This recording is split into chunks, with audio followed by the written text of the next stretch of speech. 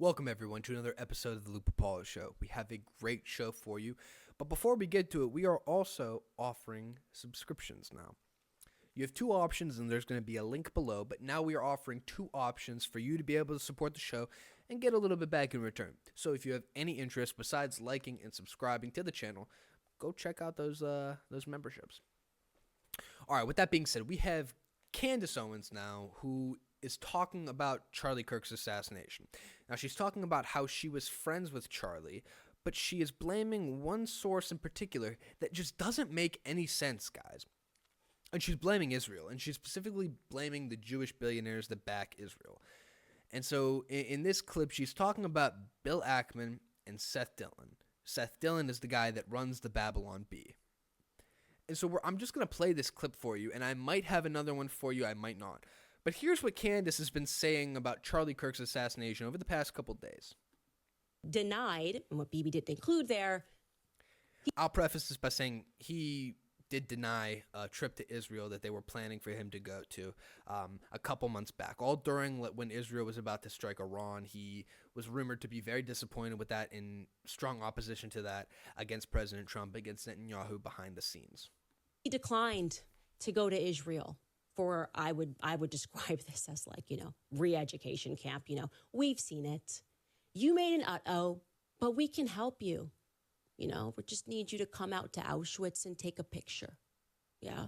We just need you to come to the Holocaust Museum and take a photo. We just need you to go to Israel and we can make this better. Charlie said no to Bibi. Okay. Bill Ackman, if you would like to dispute that, I would love to hear what you say happened, because our sources and what we have, it's solid, okay? There were conversations that took place, messages that were sent at that time, and they are solid. So I decided another person that was there, and I am not surprised this person was there. If you've been listening to my show, Seth Dillon, I was going to go out to Seth Dillon, and I decided to message him last night about this Hamptons meeting. And Seth Dillon, who is normally very quick with a response, has not yet been able to respond. I'll show you this text message chain. And I want to be clear, I am not someone who normally publicizes text messages. But my friend was shot in the neck. And I'm just not really in the state right now to be polite when it comes to the answers that I am demanding, okay? This is me out to Seth Dillon. This is the conversation, obviously, with Candace and Seth Dillon. You could pause the video. You could look at it. I'm not going to play it for you. So here's the problem now. What Candace Owens is saying, and by the way, I'm not somebody that is a big fan of Israel. I'm very critical of Israel, and I was very critical of Charlie Kirk when he continued to shill for Israel over the past 6 months or so. Now that Charlie has been killed and assassinated, she is going on this tirade, bringing forth conspiracy theories that Israel was behind Charlie Kirk's assassination. Now, there's one problem. She has brought zero proof. It's all speculation right now.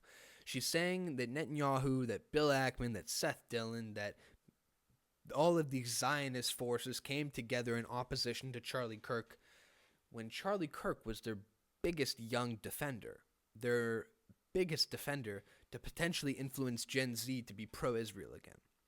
And so this doesn't make sense that Israel would be behind the assassination of Charlie Kirk. Now, there was a report that he was offered about $150 million in cash for Turning Point USA by Bibi Netanyahu. He turned it down, allegedly. And there was the report of him going against the Trump administration, going against Israel privately because he didn't believe in the bombing of Iran during the 12-day war. Now, eventually that was all turned around and he supported the president. It was what it was. But people are saying, there are these reports, mainly by Candace Owens, that he was probably going against Israel and may have been killed because they thought he would turn. Now, the only problem is, like I said, all of the evidence online prior to his assassination is contrary to that opinion.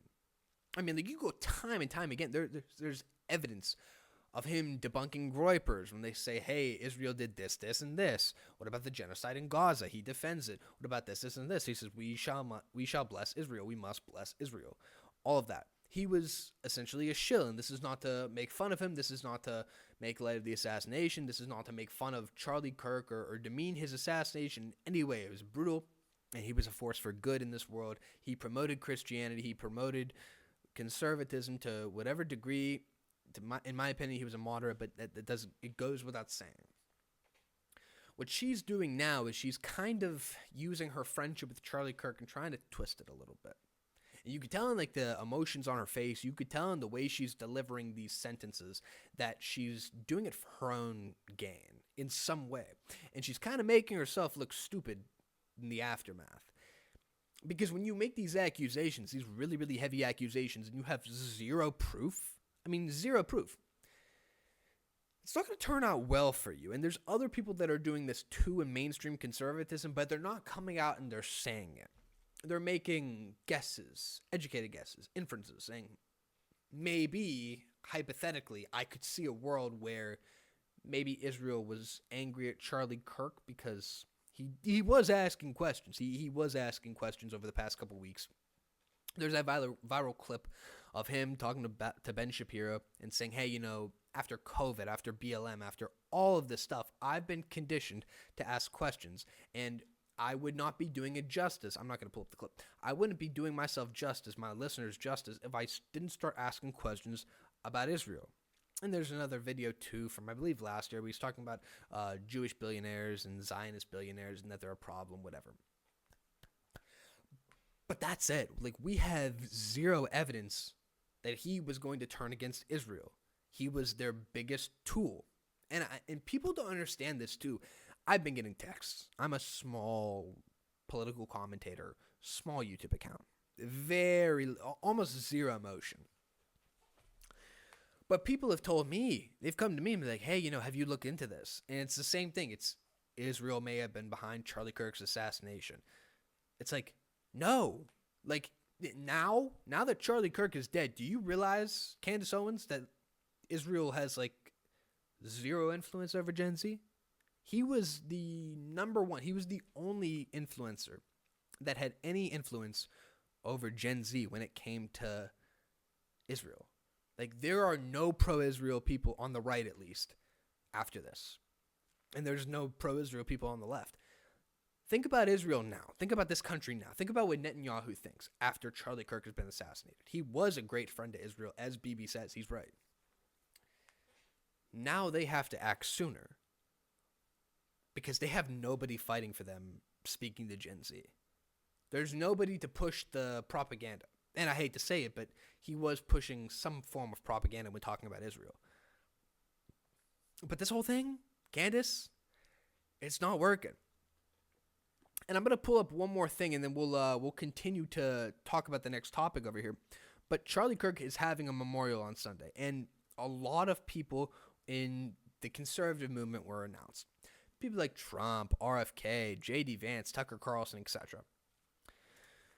So Charlie's memorial had this big guest of people, and I believe it's in Arizona. I could be wrong. But a bunch of speakers in the right wing, like I just mentioned, were scheduled. And notice who's not scheduled for this memorial. So I will pull this up on the screen for you, and this is the invitation, the remembering of Charlie Kirk. So you have the graphic right here. Erica Kirk, his widow, his wife, Donald Trump, J.D. Vance. Remarks are also delivered by these people. Marco Rubio, RFK, Pete Hegseth, Tulsi Gabbard, Donald Trump Jr., Tucker, Stephen Miller, Sergio Gore, Suzanne Scott. Where's Candace Owens? Where's Candace Owens? So you think, or you would think, that maybe Erica Kirk was offended about all this stuff about Isreal being involved in her husband's killing when it literally just happened. I mean, that's all. Is that not a little bit odd to you? Does that make like a little bit of sense? Like, you realize Isreal now is it more of a disadvantage? And again, not somebody pro-Israel. Very anti-Israel in all that they're doing right now. But like, do you understand? Put two and two together. It doesn't make sense. So that's what she must not be thinking. She must not have her head on correctly today. And it's quite mad. It's quite mad. This whole episode is basically going to be about the fallout of the Charlie Kirk assassination. And Hassan Piker, the progressive left-wing streamer, has come under a lot of fire after Charlie Kirk's assassination. And there are people that are saying he should be banned from Twitch. Why? Because leading up to Charlie Kirk's death, Hassan Piker actively called for the murder of right-wingers. Like, this is something real. And so what I'm going to do for you now is I'm going to give you the proof that he said these things. And this is part of the rhetoric that led to Charlie Kirk's assassination, even though Hassan Piker was going to debate Charlie Kirk later this month. So I would imagine he did not intend to hurt Charlie Kirk in any way. But regardless, the rhetoric is really heating up. So here's something he said about right-wingers quite recently. Here you go. I'm sick and tired of it. Left-wingers, liberals, you need to be fucking showing your opponent's guts on there, okay? You need to be gutting them. You need to be shanking these motherfuckers and letting their intestines just ride on stage. What the?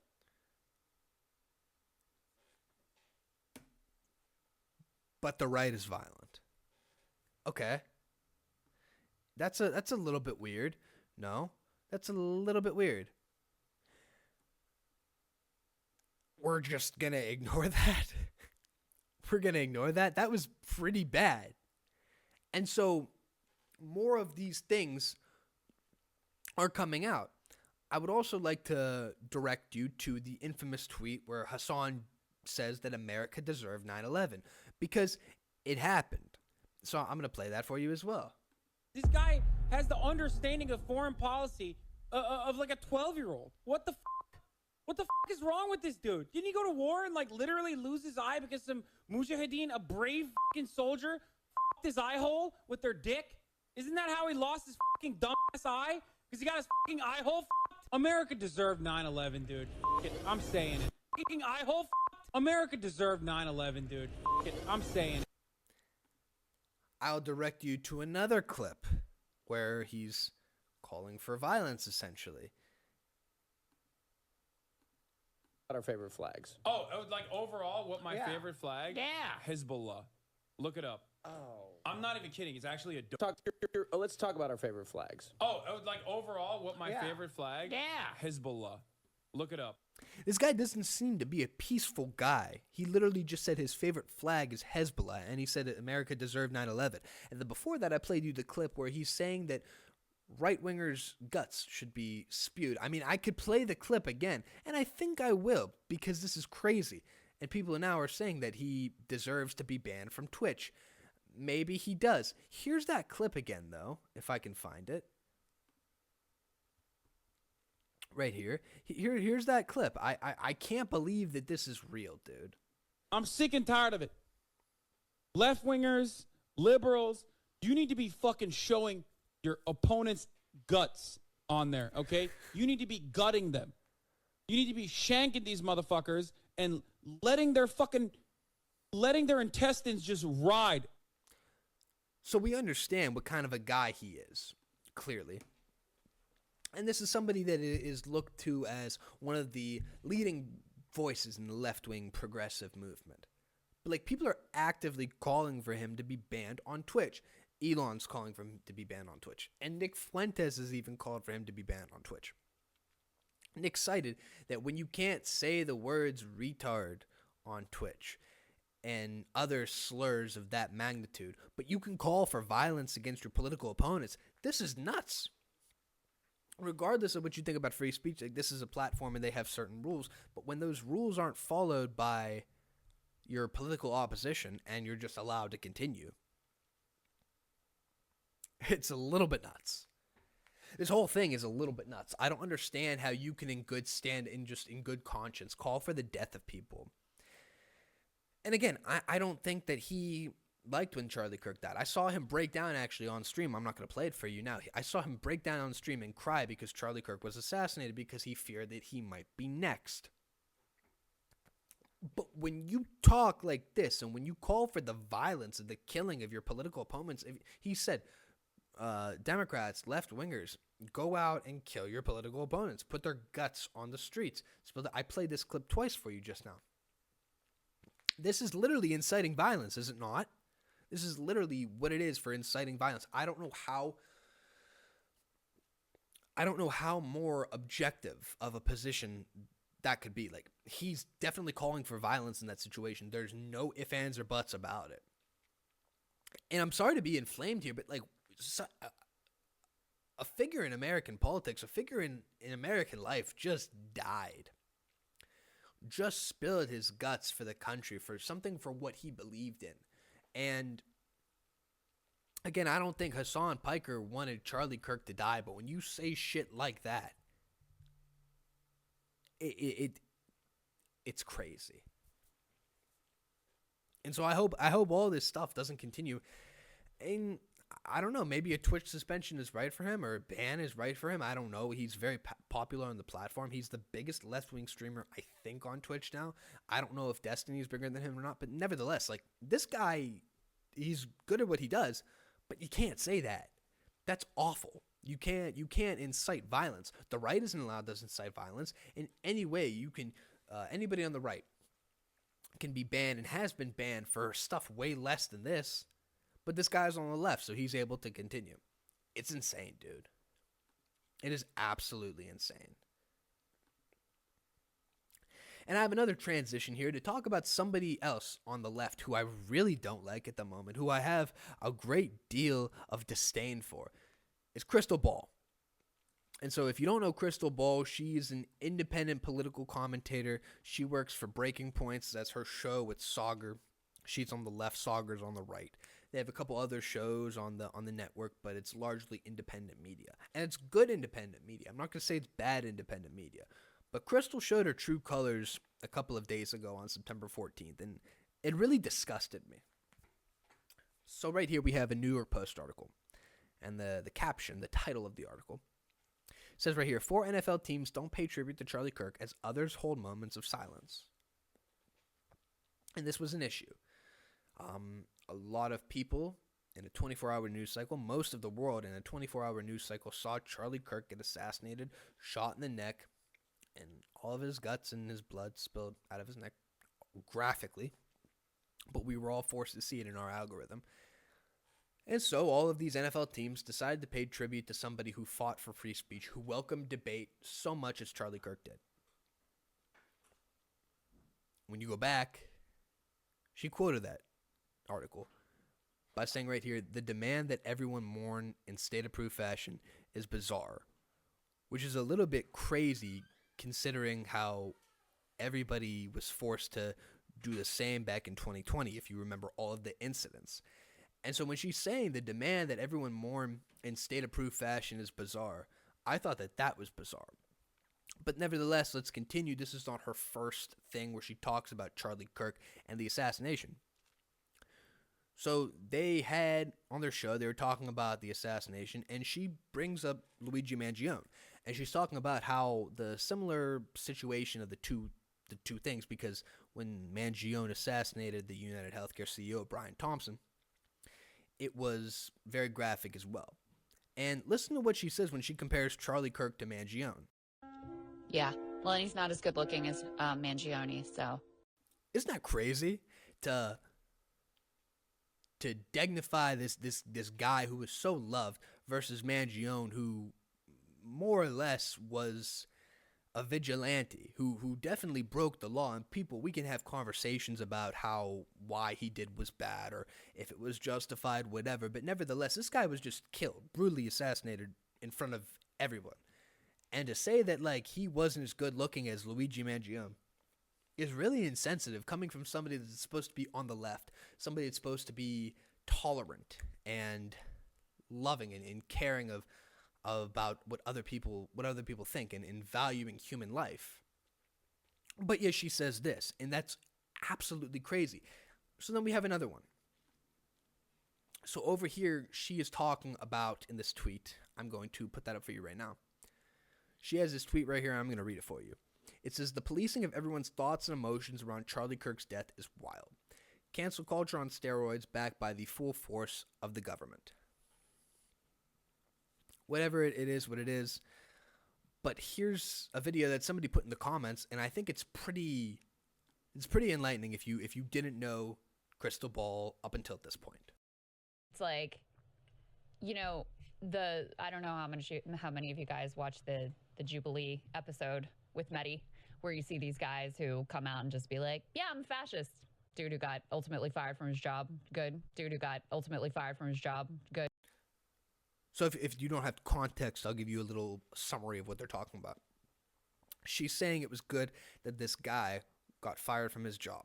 And so there was this thing called Jubilee. If you don't know what Jubilee is, look it up. It takes 2 seconds. But there was a guy whose name was Mehdi Hassan. He's debating 20 people that were on the far right. And there was this guy who was saying openly he was a fascist.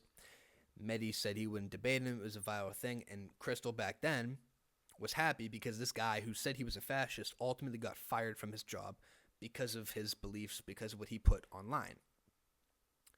And so here, obviously, in this video, you have her saying good that he got fired from his job. But if we go back to this tweet that she put up at 3:07 p.m. on September 14th, she said, once again, the policing of everyone's thoughts and emotions around Charlie Kirk's death is wild. Cancel culture on steroids backed by the full force of the government. But yet she literally celebrated when this guy was canceled for his political beliefs when he got fired from his job. And it is so crazy to just put it all in perspective. Now the left is doing it. The right was doing it, but now the left is doing it. They're all claiming to be on the side of free speech. And I largely believe that the right was. And now you see the Attorney General claiming that people that celebrated Charlie Kirk's death should be fired and prosecuted. And while it's abhorrent that they did that, you still have the First Amendment. You're still supposed to have freedom of speech. And even if it's like really ugly, disgusting speech, it's still speech. Unless it's inciting violence, and that's pretty white and black there. It's pretty obvious when it's inciting violence. Unless it's that, it should be okay. And so I don't like the grifting from the right and the left. Now the left is claiming to be the party of free speech, and eventually probably it'll change and it'll go back and forth. But it's really disingenuous. And I'm not a fan of Crystal Ball doing it. I'm not a fan of when people on the right do it. And they're just placating and grifting to people's emotions. I'm not a fan of that. It's actually disgusting. But that's the show. Hope everybody appreciated the episode. If you want to support the show more, click the link in the bio below, and you'll have 2 options where you can support the show. One cheaper method, one more expensive method, but nevertheless, you'll be able to have a direct impact on the show going forward if you were to do this. So I appreciate everybody watching. Have a good one. Bye-bye.